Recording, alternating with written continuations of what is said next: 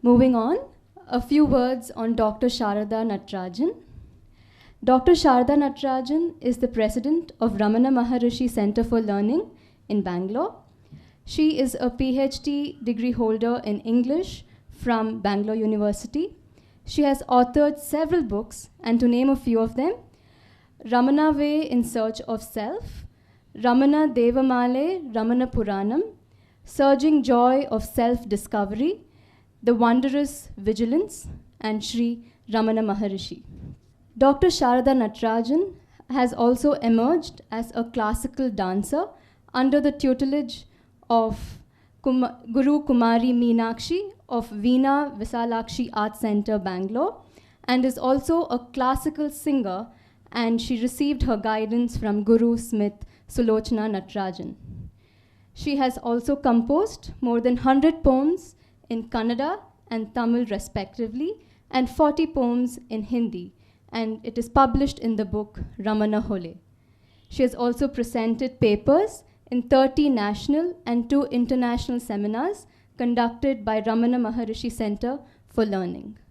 I would now request Mr. T S Viswanathan to honor her.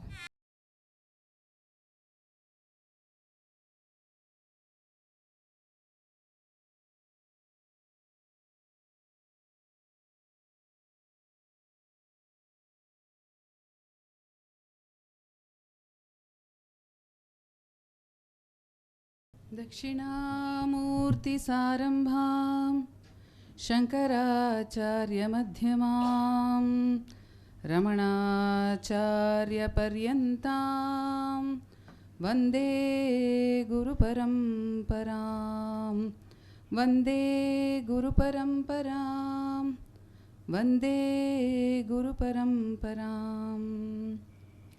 My prostrations to all those on the dais and all those seated here who are all embodiments of the Supreme One Spirit that shines everywhere at all times.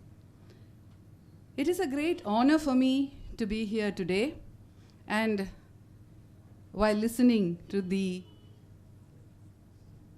great speakers who have come before me and who are all so steeped in truth, in our scriptures, and in the culture of our Bharata, I felt a little hesitant actually to come and stand here. But my task is both maybe apparently difficult, because everything that has to be said has been said so beautifully already and by the best of speakers. But it's also made easy because although, as Dr. Ramaratnam said, somebody might have spoken the truth. Truth is something which bears repetition a number of times. And I will have the joy of repeating the truths which they have already spoken. During our national seminars, I was almost always the last speaker. And I would tell my father, Mr. A.R. Natarajan, who would speak before, everybody has covered all my points. What am I going to speak about? Because as first, Justice Mohan started with what are the tenets of Hinduism? Arabhyate Jiva Jagat Paratma. Sri Ramana Maharshi has told us there are 3. This is not the tenets of Hinduism alone. These are the tenets of all religions in the world. Jiva, Jagat and Paratma. The concerns are about the Supreme, about the world, and about the individual, and the relationship of the individual with the world and with the Supreme. And so he said that. Then Dr. Ramaratnam said, the democratic aspect of Hinduism. That was another point which I wanted to touch upon. Oh, that's also finished. And then Mr. Ramadevan came up with the lifetime search of Mr. Viswanathan, another point which I wanted to mention. That was also over. They have finished giving all the significant aspects of the book which I had meditated upon. For me, the book or anything that comes to me in life is a blessed meditation. So I would not say very truthfully I would say that I have not read the whole book, but I have meditated upon some aspects of the book which came to me. The first thing which happened when I opened this book was that I opened it, the first page, mention of Sri Ramana Maharshi. The self-enquiry method of Ramana Maharshi, how Ramana Maharshi points out that if you go to the source of the thoughts, by going to the source of the I thought, you reach your own divine nature. That's the first thing which comes to me when I'm looking at this book. I open another page, again Ramana Maharshi. I open a third page, again Ramana Maharshi. Oh wow, this book is about me and my life. I felt it was a great grace because, as it was said earlier, there are many gems which have been selected through years of dwelling upon certain issues. I have, in my interactions, which have been very few with Mr. Viswanathan, have always noticed his jignasa, his keenness on learning. He is constantly in search of the knowledge. And, of course, a jignasu does not accept things very easily. He might have been treading on some toes also in the process of his seeking. He might have apparently denied certain customs, certain truths during the process of his seeking. But it was a part of his seeking. And ultimately we find that all this denial was that he was identifying at that stage with those who are denying things. And he was trying to seek and find out for himself whether this denial is true or whether the affirmation is true. And he found it out for himself before he produced it as a book. And that, I think, is the beautiful part of the book, is that truth in it. It's not just that he has picked up things from places, but that he has identified with whatever he was picking up, he has internalized it, and then he has brought it out for us.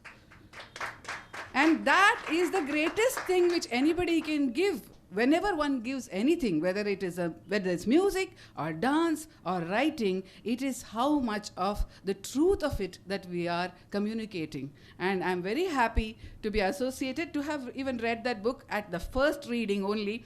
I think one should go into it.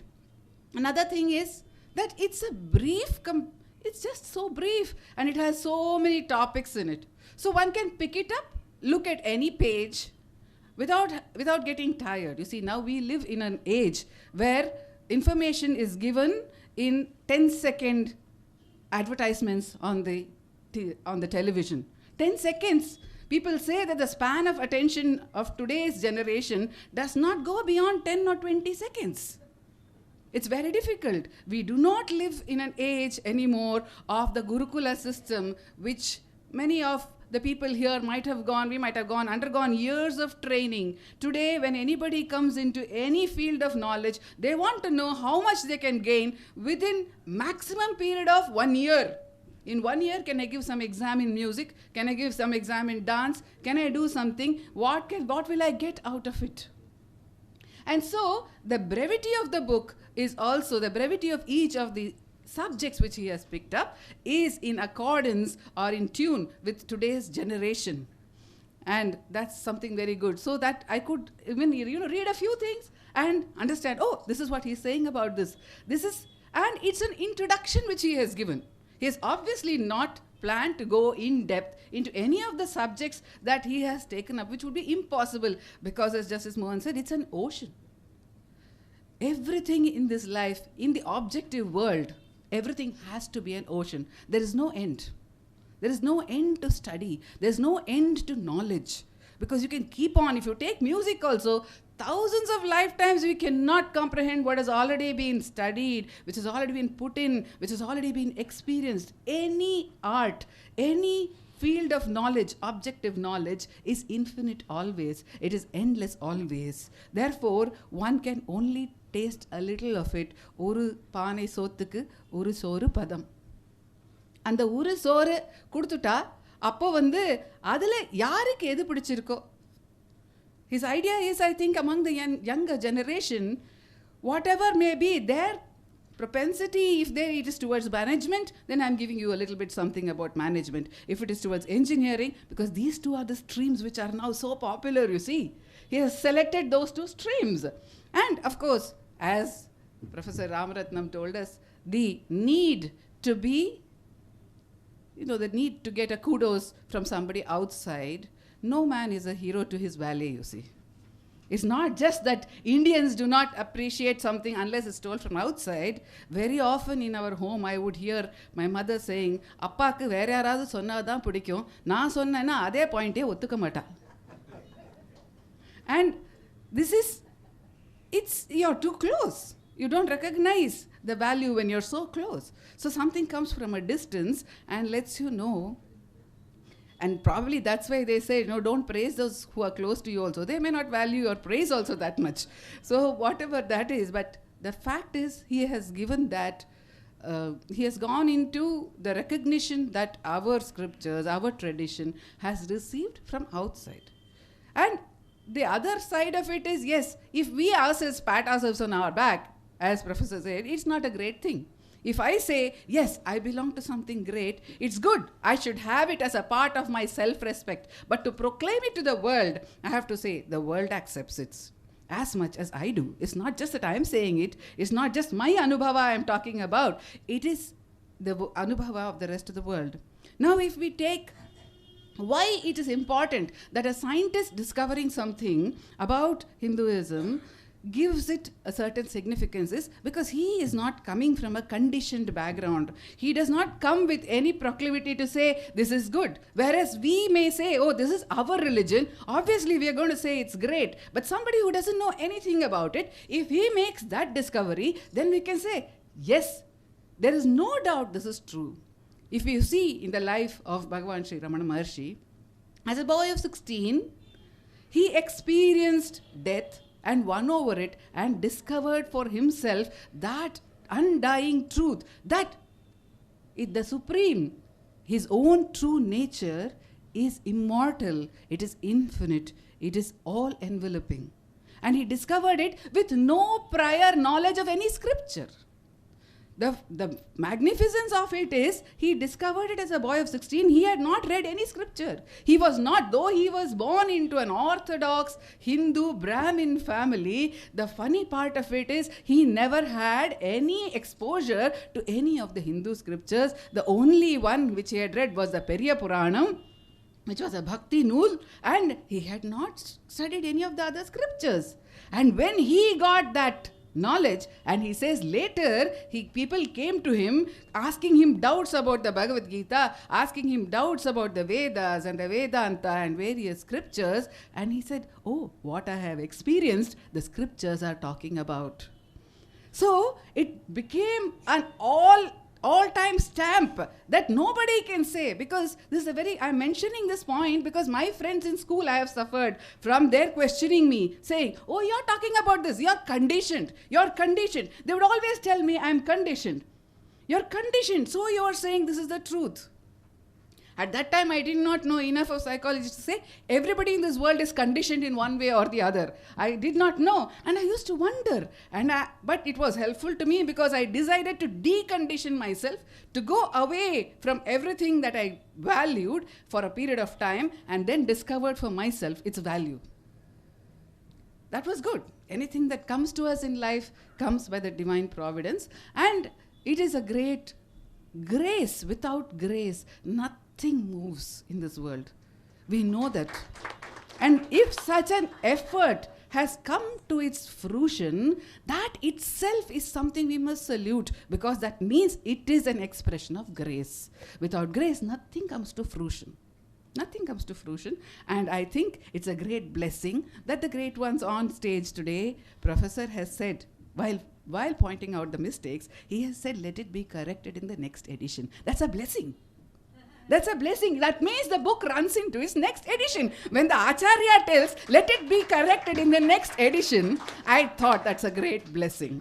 And of course, Mr. Ramdevan said there are going to be other books also. That's because when there is some force which has started moving in him, which has prompted him to go into it, to delve into it, and obviously when he starts dwelling into a subject, he will want to dwell into it more and more. He will be inspired to improve upon himself. That is the obvious part of grace, because a child falls down and immediately starts walking again. So that's how the grace propels us towards betterness and betterness, until each one of us reaches perfection through our own path, which is given to us in that grace. So this is a path which I find that the Supreme has surely given to Mr. Viswanathan, and they are, as I have known them, a deeply spiritual family, and every one of them in the family, each in their own way, and that is the democracy of Hinduism. Each of us, we know we are blessed with our own way of approaching the Supreme, and this is the search, this is the path which has been opened out to him. It's a wonderful thing because it can be shared with so many, and we can pick up that book any point of time, just open it at any page. Most of the pages have quotes from the Upanishads, Bhagavad Gita, or they have quotes from Tirukural. There are wonderful gems everywhere. One can just pick up one gem, forget to read the rest of the book, just look at that gem which he has selected, just meditate on that gem also. That itself will be a great insight for every one of us. And I do wish that this book reaches many hands, as it has been wished earlier also, and that will be also a part of the scheme. As he said, when we do not know, but it has been done, it has been brought out only to benefit many. And these insights are sure to benefit many. I'm very greatly honored that I have also been given an opportunity to share this dais with Justice Mohan, Professor Ram Ratnam, Mr. Ramdevan, and Mr. Viswanathan. Om Namo Bhagavate Sri Ramana. Thank you so much for those wonderful words, Dr. Sharada. I now request Mrs. Purna Suraj to read some sacred excerpts from the book. Good evening. It gives me immense pleasure to read out some excerpts from the book. Revealing the Vedas. The main point to be noted is Vedas were not by any means written in the conversational Sanskrit for humanity to understand. The poetic way and the depth in construction of sentences and thoughts would definitely lead one to conclude that it must belong entirely to a different civilization, though written down in its present form in palm leaves some thousands of years before Christ by sages for preservation. A glimpse at the Puranas. Puranas are essence of Hinduism. Stories are narrated by seers to simplify their profound thoughts. Most of them contain facts and philosophies presented in a lucid manner for all to understand. Through Puranas, it is easy to embed in one's mind the complexity of our life. It is known that most of the presently available Vedas are in most tough Sanskrit poetic prose for a common man to understand. Shankara's Maya. When we view ourselves in space and time, our consciousness are obviously the separate individuals of a particle picture, but when we pass beyond space and time, they may perhaps form ingredients of a single continuous stream of life.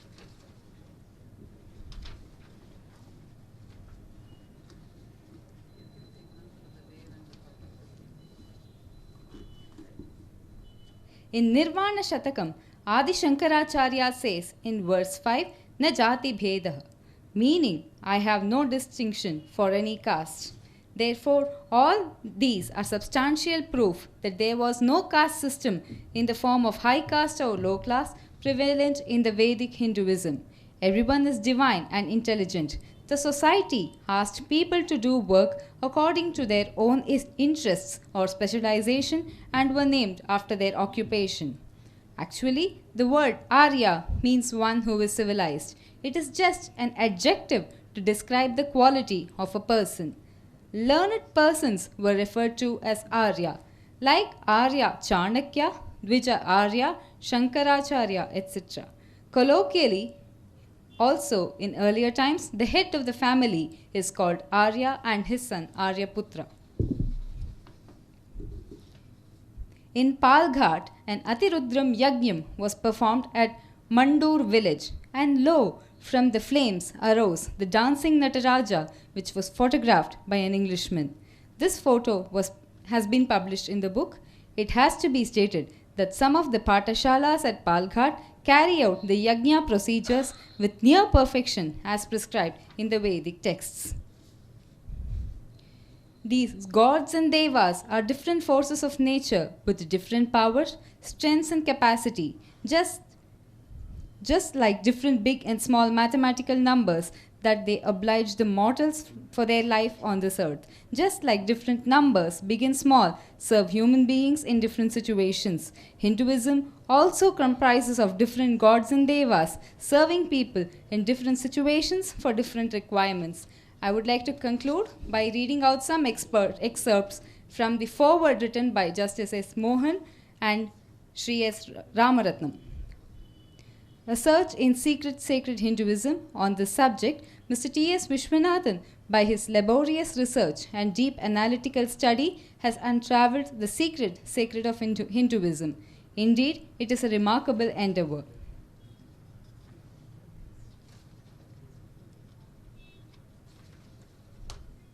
Dr. S. Ramarthnam, Vice Chancellor, Jagadguru Kripalu University, Odisha, said, I wholeheartedly appreciate the efforts of Sri Viswanathan and wish that many more books should come out of his rich repertoire.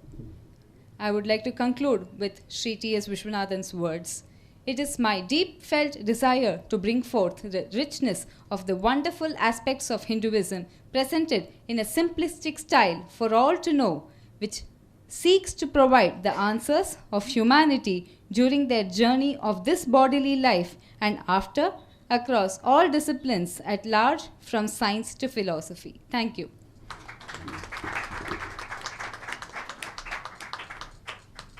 Thank you, Purna, for the excerpts. We would now like to honor Mr. T S Viswanathan for his commendable efforts, for which I would like to call upon Amma, Prakash Chittappa, Suraj, and Purna.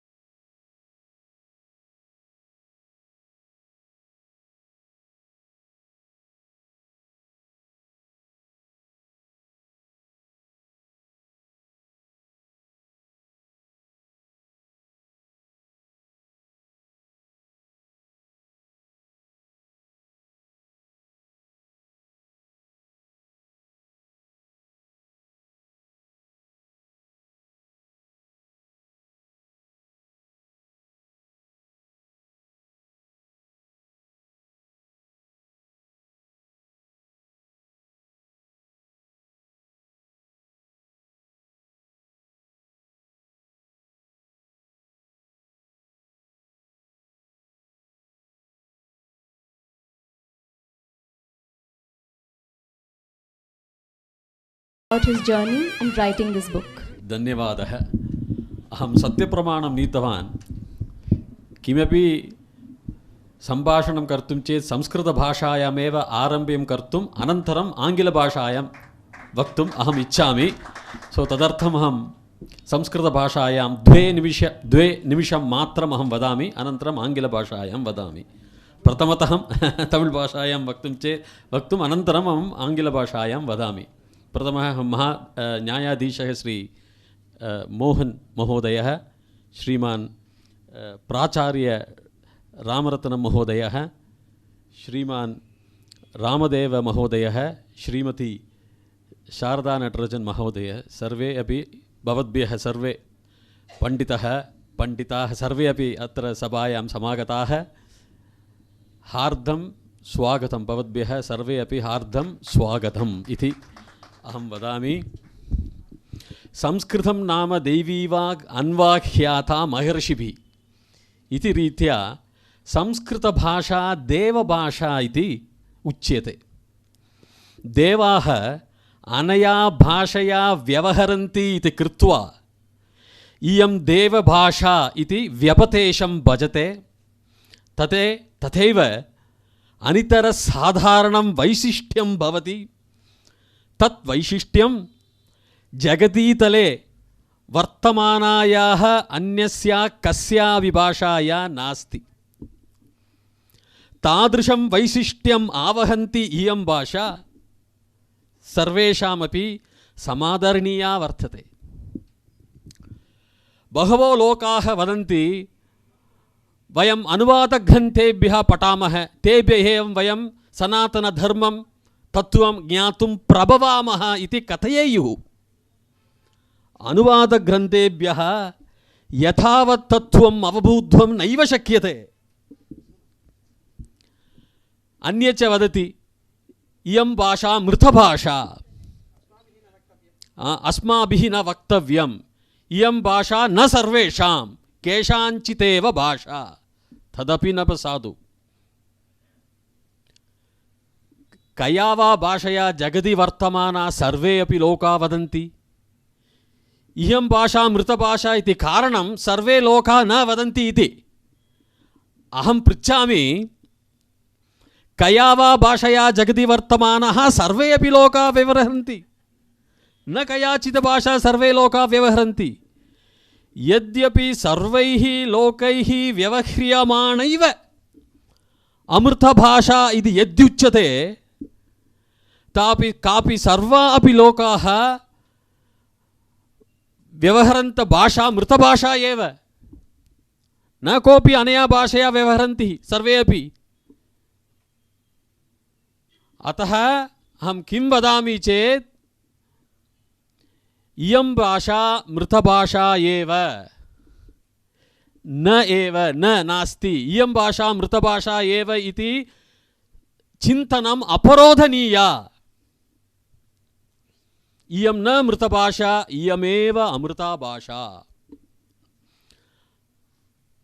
अस्माकं कर्णाटकराज्ये वदति, तत्र अस्ति कन्नड साहित्य परिषद् अस्ति.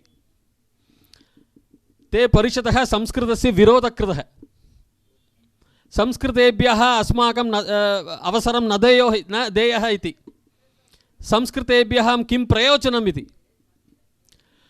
संस्कृतभाषा, अहं पृच्छामि, भवतः सभायां नाम कन्नड साहित्य परिषद् अस्ति. साहित्य शब्दं कुत्रत्यः? कन्नडकोशे कुत्रापि नास्ति. परिषत् शब्दं कुत्रत्यः? कन्नडकोशे कुत्रापि नास्ति. अतः साहित्य शब्दं परिषत् शब्दं कस्याः भाषायाः आनीतौ? साहित्य संस्कृतं पदं संस्कृतपदमेव, परिषत् पदं संस्कृतपदमेव. भवतां संस्कृतपदमेव भवतां संस्थायां नामत्वेन निधाय संस्कृतभाषा दूरीकर्तव्या इति यदुच्यते, भवतां मौढ्यं प्रति किं वक्तव्यम्? इति तत्रैव प्रश्नम्. अहं वदामि, अस्माकं देशस्य तत् संस्कृतभाषा अवगन्तव्या, पठनीया इति. किञ्चित् पठतु. आङ्ग्लभाषायाम् अस्ति, पठतु. जर्मन् भाषायां पठतु, संस्कृतभाषायामेव पठतु. अस्माकं कुटुम्बगर्वं, गौरवं, कुटुम्बलक्ष्मीकटाक्षं सर्वमपि अभिवृद्धिर्भवति. सो तद् अहं उक्त्वा अहं विरमामि. தமிழ் பாஷையும் படிங்கோங்கிறேன்னு சொல்கிறேன். நான் தமிழில் புறநானூறு சங்ககால தமிழ் என்பது சற்று உயர்ந்த தமிழ். சம்ஸ்கிருதமும் தமிழும் சக்ஷோ மாதிரி, ரெண்டு கண்கள் மாதிரி, ஒன்று சேராது நேராக போய்கிட்டே இருக்கும். நம்ம திருவள்ளுவர் மாங்கோலையில் பிறந்தார், மித்தத்து முல்லைக்கு மனம் தெரியாதும்பாங்க. ஏன்னா நான் ஒரு வாக்கியம் அவர் அழகாக யாரோ சொன்னாங்களாம், ஒரு கன்னத்தை காட்டினா இன்னொரு கன்னத்தை காட்டுன்னு. ஆனால் எவ்வளோ அழகாக பக்கத்தில் இருக்கிற மாங்கோலையில் பிறந்த திருவள்ளுவருடைய திருக்குறள் படித்தா எப்படி இருக்குது? இன்னா செய்தாரை ஒருத்தல் அவர் நாண நன்னயம் செய்து விடல். சிம்பிளாக சொல்லிட்டார் அவர். எவ்வளோ அழகாக சொல்லியிருக்கார். வெக்கப்படும்படி அவனுக்கு நன்மையை பண்ணிடுங்கிறார். இது நமக்கு புரியாது. ஒரு கன்னத்தை காட்டினா 100 கன்னத்தை காட்டினான்னு சொல்லி ஆங்கில பாஷையில் நம்ம அழகாக பேசிகிட்டு இருப்போம். எதுக்கு சொல்ல வரேன்னா, மித்தத்து முல்லைக்கு மனம் தெரியாது, நம்மள்கிட்ட இருக்கிறதே நமக்கு தெரியலை அப்படின்னு. So now I shall start in English. That is my father language. The very idea of writing this book is, right from a young age, there was always a joke on Hinduism, having its several gods. Hinduism is not anything. We Westerners are supreme. We are the supreme. Even when I went to US for studies, I found that. Actually, that is not true. The wealth of Hinduism, as Justice Mohan said, is immeasurable. I'll give you certain points on physics. Astrophysics is a very fine subject which we have to understand. Some of the verses in astrophysics, if you take, Nachiketa asks Yama, Sa tvam agnihir swargyam mrityeshi adhyeshi mrityoho prabhuhi shraddadhanaya makhyam swargalokan amrutatvam bhajante etat dvitiyena varam vrine, he says. In the Varthi, if you seek these words, I will just stop. He says, Sa tvam agnir, that fire you know, swargyam, which leads to swargam, adhyeshi, no, mrityoho, lot of death. Please tell me, shraddadhanaya mahyam, enakku nee sollu, shraddadhanaya mahyam prabhuhi, in Swargaloka, I know immortality. See, I told you, exact translation will not match here. What Swargaloka means, immortality, means universe. Nachiketa wants to know that fire which takes him to the universe, that is to the immortality. That fire, not the ordinary fire, that is light. Now come to physics. In physics, the explanation is, light has photons. Photons are the only elements in particle physics which do not decay. They do not change the quantum state.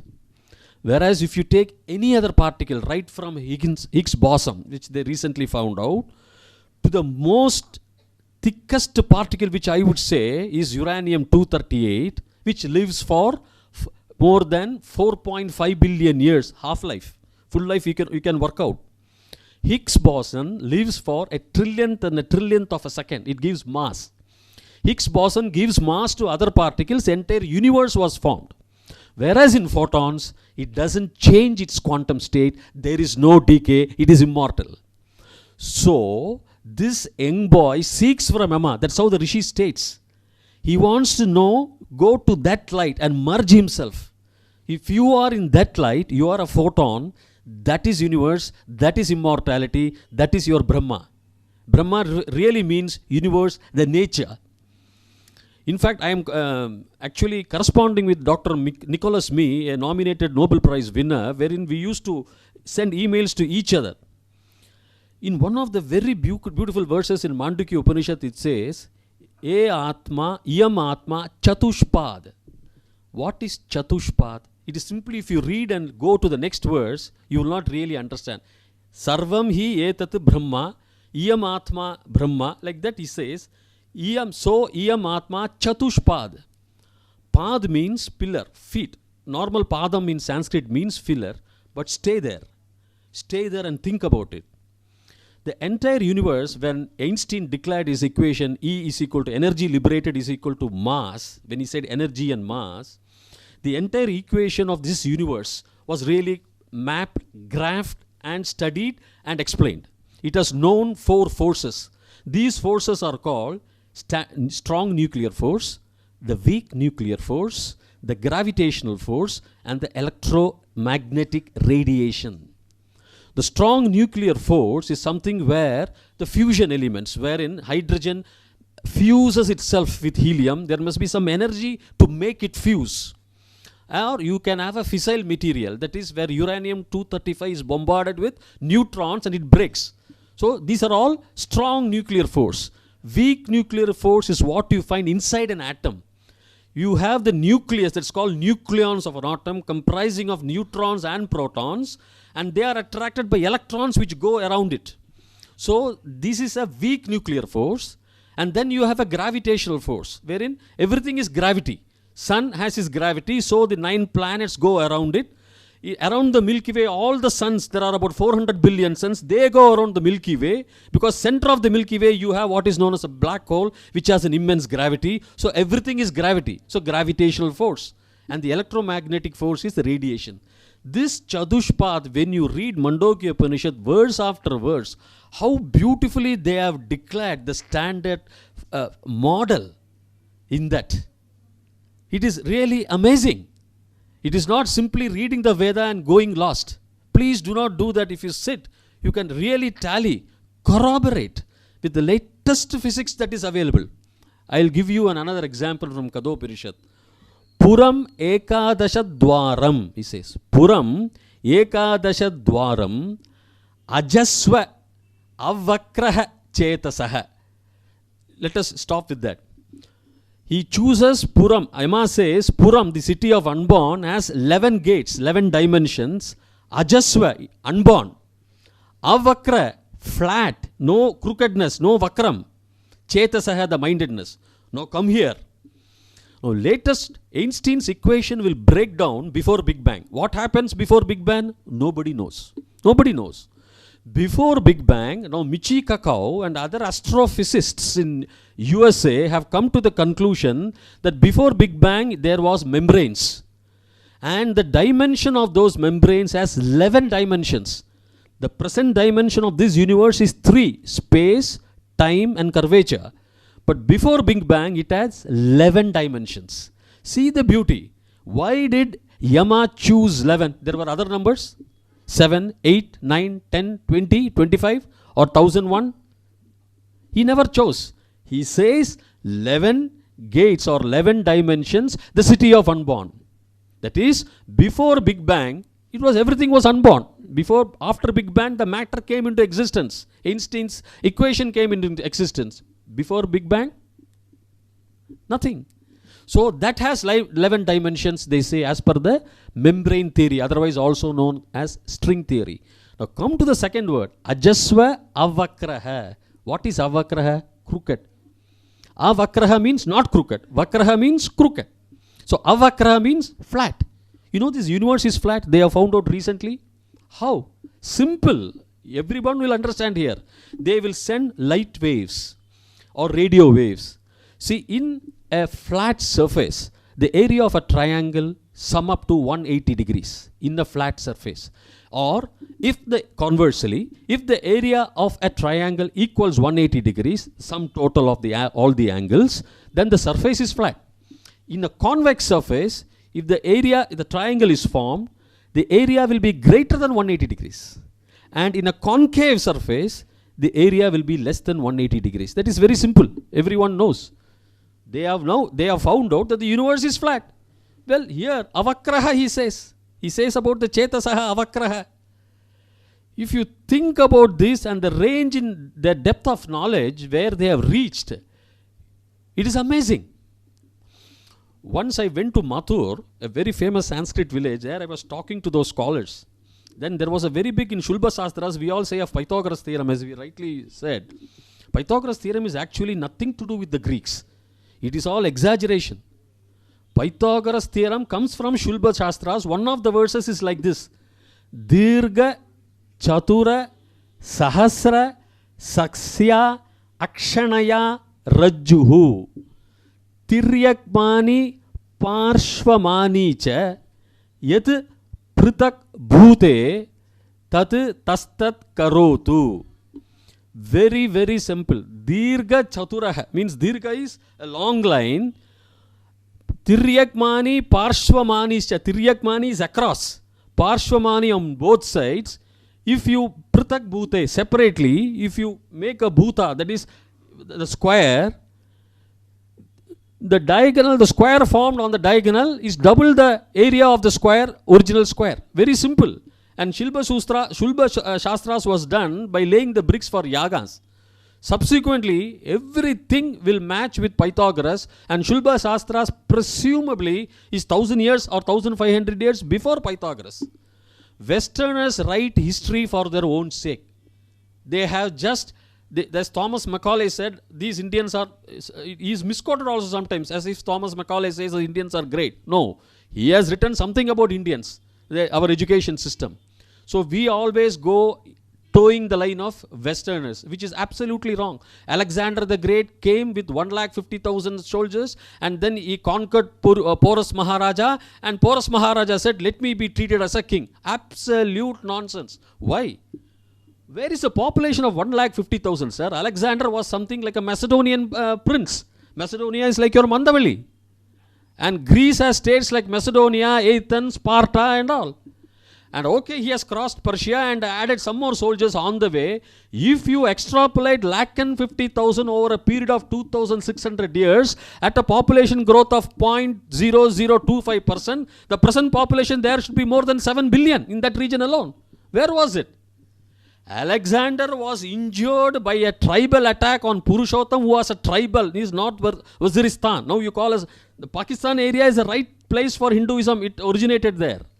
North Waziristan was a place where this tribal Purushottam was there, and Alexander could not even reach 1/10 of the height. He was injured and he left. He ran away. See, these historians, H.G. Wells writes, how can it be you can come with 150,000? You extrapolate. The population was not there. Even today, Macedonia does not have beyond 100,000. So these things we have to understand. The facts is there are several millions and millions of manuscripts in Hinduism which talks of the air pressure wherein the Vimanas were built. Absolute truth. There is no exaggeration. There are warriors and kings who identified, and with that they were able to float these Vimanas and travel in that. It is not a source of exaggeration, which I have also stated in the book. But unfortunately what happened is, there was a gap for 1,500, 1,700 years. We lost all our heritage by the invaders. The biggest crooks were from Turkey, who invaded and looted Takshashila University, Taxila, and also Nalanda University. Most of the documents were burnt because as per the religion, if you don't believe in Islam, you will be killed. The peace will be achieved only after you get converted. These were all notions some people were carrying, which was not true. Everybody let live and let everybody live. All our literatures were burnt. All our manuscripts were burnt. They're all half-baked. I saw with my own eyes in Mathur that sage was trying to construct between that leaf and this leaf. There are lots of gaps there. He was unable to conjecture what it would be.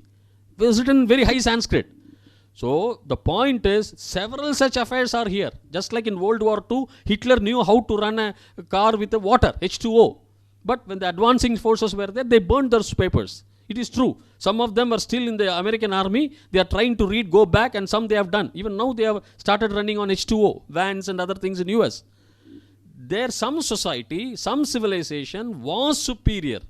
These were all we are talking about 10,000-15,000 years back when the elders were here, when European civilization was anarchy. There was no civilization. Man killing man. King Agamemnon, in order to conquer Troy, killed his own daughter, 6-year-old daughter, as a part of a ritual sacrifice. That was the level of thinking they had. And everything you attribute to Greeks in mathematics or something, as if Pythagoras came, nothing. After when the Greeks came and invaded India in those areas of Rawalpindi and Lahore, they took off a lot of manuscripts, they developed there and then showcased it to the West. Actually, everything originated from India only. We should know the wealth of our culture. And just as Einstein, E is equal to mc squared was a simple equation defining, he left there. And afterwards, subsequently, their scientists built on that. And today they have developed all those lights, TVs, phone, everything. We have to develop from what has been left over by our ancients. On that as a footing, if you start developing our young students, engineers, in another 40, 50 years of time, you will have a different set of technology. You will have a completely a different set of technology, not to be joking about, but a technology that is totally different you may be having, which is much superior to anybody. Can you imagine the words and works they have written 5,000 years back, comprising of very high languages? Is it possible to think? Is it possible to think about a genius like Thiruvalur 2,500 years back, the language they write? No other way you can find out. No other languages are all there, like Sanskrit and Tamil. Therefore, these all things inspired, I have tried my level best as suggested by our Dr. Ramaratnam, and my motivation is from justice. Esha sarveshu bhudeshu gudo atma na prakashate. That was Yamadharmaraja's words to Nachiketa. Esha sarveshu bhudeshu gudo atma, hidden atma, na prakashate. It doesn't shine. It shines only in certain bodies. That body should have divine energy. And that divine energy our Justice Mohan has. Why? Because even at this age he reads books. You can see some of his judgments as the Chief Justice of Madras High Court. And even Englishmen will be put to shame. Even Shakespeare will be put to shame. I would not say due to his hard work, but he is possessed, he is blessed with such of those divine energies that nobody can be like him in law. Similarly, Dr. Ramaratnam, you can write 4 pages, his degrees. He is well versed in all the languages. Looks very simple, a simpleton to the core. But he also has the blessing of some sort of a divine energy. That's why I am saying there are lots of divine energies. I told some one of my friends, lots of divine energies, you can reach them in the particular wavelength as you reach with your mobile phone, as you use. So by meditation, I have written about those points in my book. So he is also blessed. Similarly, what about our Ramdevan sir? He's a real estate tycoon. But beyond that, he very correctly pointed out a mistake which I corrected. Boar is Varaham. Unfortunately, it went to my old spelling of bison. It didn't get stored. It was right. Even today morning I was regretting, I was cursing my printer. So Mr. Ramdevan is such a person of great talent with his real estate business. He is a trustee of Kanji Charitable Trust. So he should also be possessing another set of a divine energy. Similarly with our Dr. Sharda. They are not normal mortal beings. She is a PhD in English literature, having done authored several books in various forms of art and everything. So she is also a separate divine energy. But I will be failing in my duty to talk about something about our honorable chairman from Seshai Paper and Boards. He is not an ordinary man at all. Seshai Paper were struggling. TNPL was struggling. Nothing was there. Even today, it's very difficult to manage a paper industry. I used to tell him that, have you appointed your successor? Because there cannot be anybody successor like him. By his hard efforts are there. But I told him one day that it is a divine energy in you. There is some sort of a blessing from some portion of an universe. Some light has traveled in your system that you are able to take these things effectively. Do such thing effectively. Normal mortals cannot do. It is impossible. I'm telling on his face. I have told him also. Similarly, our Multivista, Mr. Jayaraman, biggest press in Asia today is their press. It was a very, very small press. He's from New College 1974 batch. But the way they have developed, everybody is like to work hard. Sir, the coolie fellow, is he not working hard? He's working much hard than us. I am a hardly worker, but it's a hard work. I hardly work. They work, but they are at that level because there is some sort of divine energies in this universe which blesses certain persons only. And other persons who want, they have to meditate and try to obtain those divine energies. There is definitely the pockets of divine energies in this universe because 96% of the universe consists of dark matter and dark energy. Only 4.5 has visible matter. There are pockets. There are secrets. All the secrets Hinduism has unraveled. Hinduism has taught. No other religion. You can say of other religions also. They are all great. I am not saying, I am not belittling any religion. But here, it is not a religion. It is a culture. It is a philosophy. It is everything. So if you go through our texts, it is enough. For younger generations also, I say, just like this Western scientists developed on E is MC squared and brought out all those radio waves and TVs and televisions and refrigerators, you developed on our system given 5,000-6,000 years back. Everything Rayi and Prana, it says in Chandogya Upanishad. Rayi means energy, Prana means life. Both they say, only those two, Shiva and Shakti only. Very beautifully they described. In 2 words I cannot, but if you go through that, you will understand how beautifully Rayi and Prana, energy and matter, they are saying.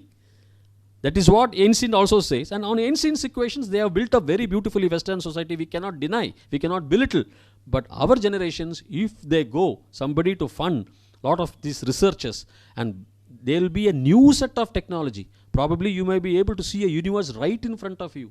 Your eye can trap only 1/12 of a second, but you can trap much more beyond that. We do not know. There may be new mode of travel. There may be new set of technologies available, and that is why I urge, I enthuse young people to go into further research, especially if they are from other science or other math engineering, to do good research. There are lots of manuscripts available, nobody there to work and decipher. So Hinduism reveals, has its secrets, and we need not feel shy of our religion. We need not belittle our religion that it has so many gods and monkey god and that god, people would say, because God is everywhere. This is a religion for any branch of science, any branch of management, any branch of living. We can follow Hinduism. I have tried my level best to unravel the secrets.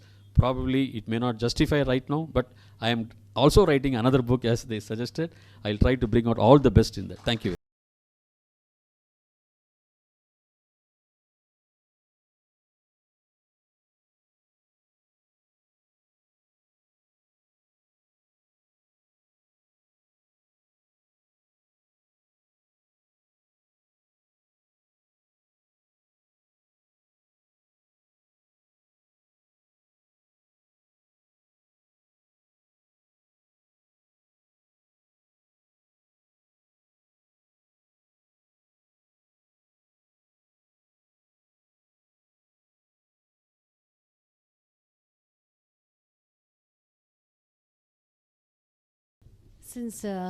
Good evening. Since everybody was speaking so well, I'm also inspired to say a few words to add to the general opinions. 10 days back, we had been to Bangalore to Sri Viswanathan's residence. It so happened that he is also from Trichur, and of course, Ramchandran is also from Trichur. So, right at the gate, they both fell in love with each other. And Ramachandra has not stopped talking about Vishwanathan and his knowledge of Sanskrit and his knowledge of scriptures. So the love story continues. Jayati Jayati Bharata Mata Buddha Gita Jayati Jayati Bharata Mata Buddha Gita Nikila Mata Vana Nigata Nata Jana Sugita Jayati Jayati Bharata Mata Buddha Gita Nikila Mata Vana Nigata Nata Jana Sugrita Jayati Jayati Bharata Mata Jayati Jayati Jayati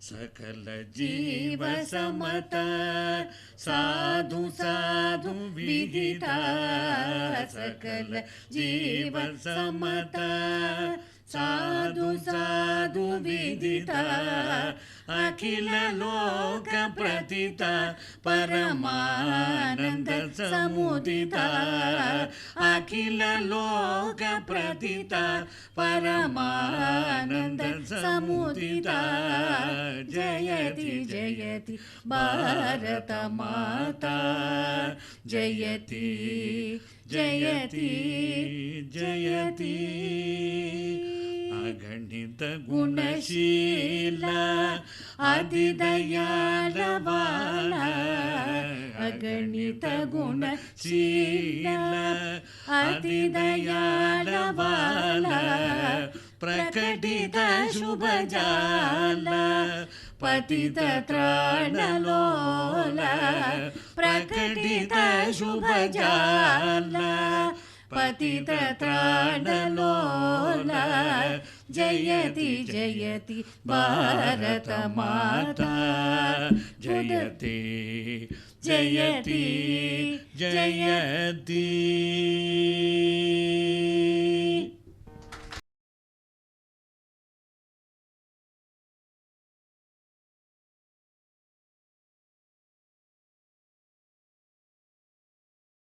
To honor them for this beautiful rendition.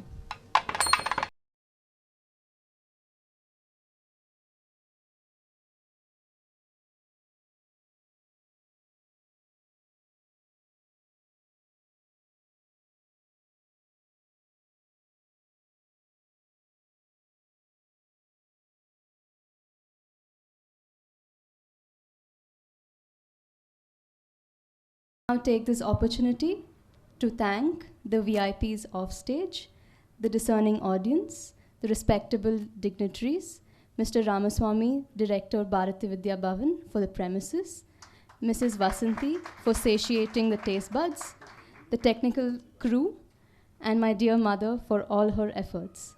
Last but never the least, I express my heartfelt gratitude to the Almighty for bestowing His invaluable blessings upon